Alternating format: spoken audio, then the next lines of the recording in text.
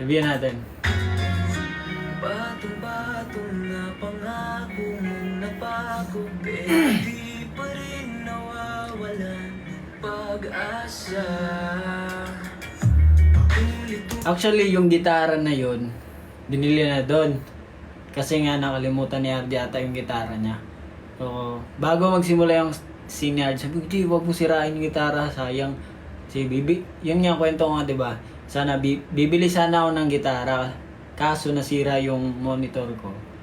So, yun na mo inuna ko. And timing na nagkaroon ng gitara doon. Eh, binigay naman ni RJ. Hindi niya din sinira. Kasi alam ko, pag ganun eh, sirain talaga nila eh. Para sa You Love Me, nasira yung gitara. Diba?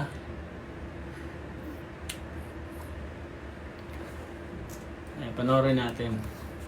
Ulit sinasabi sa sarili, darating din ang panahon na bago ka.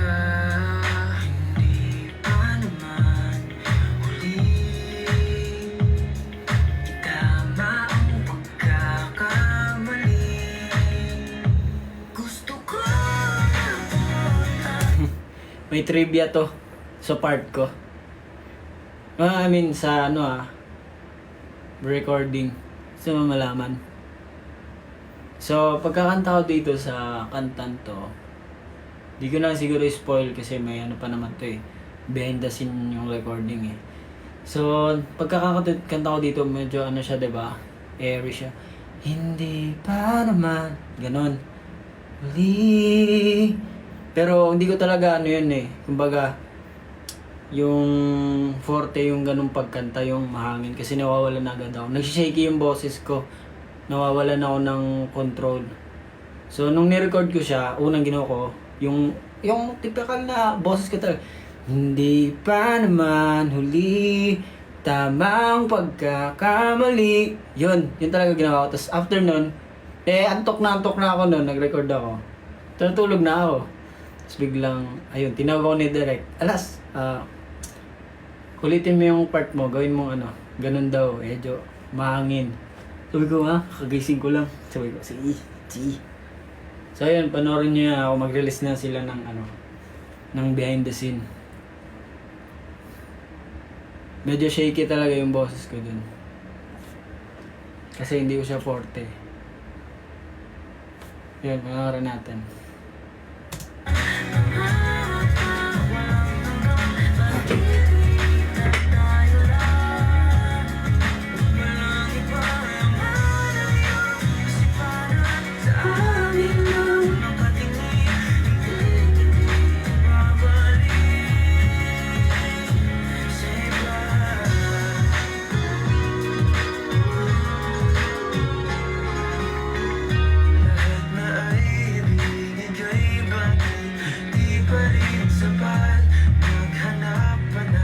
Medyo lag yung PC nito na yun siguro.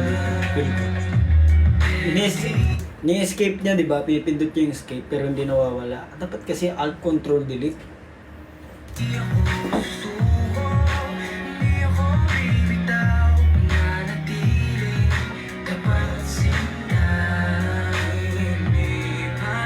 Oh, nag-iba no?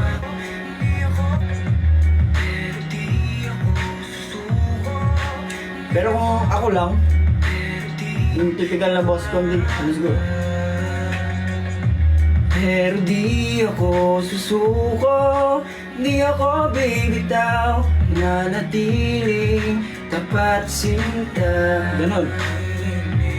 Pero ang ganda din siya, kaya nag-challenge ako dito, challenge talaga sa ito.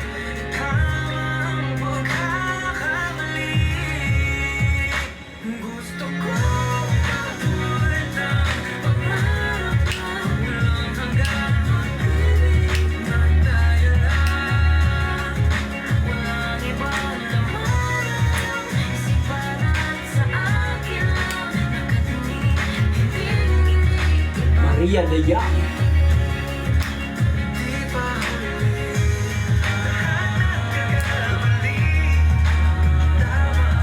Yeah, totoo yung sugat ko doon. Di ba nga siya magaling eh. Medyo may tahi pa siya.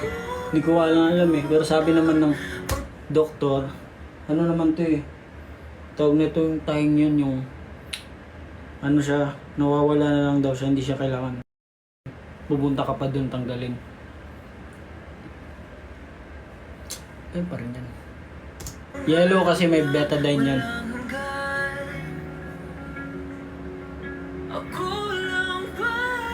Abutin natin ang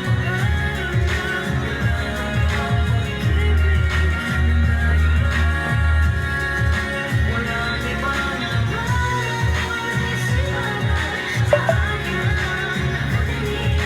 Grabe yung actingan nila dito oh.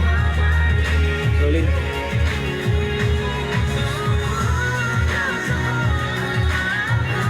Sheesh! Gusto ko talaga itong part na ito mo.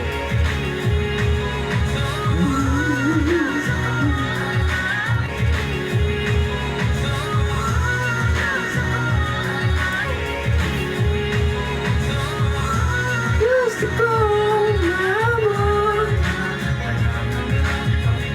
na maibig na kailangan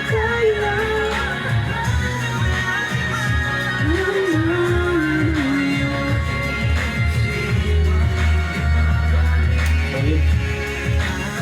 sa iba. Grabe yung acting ni ano dito, Taneo. Galing.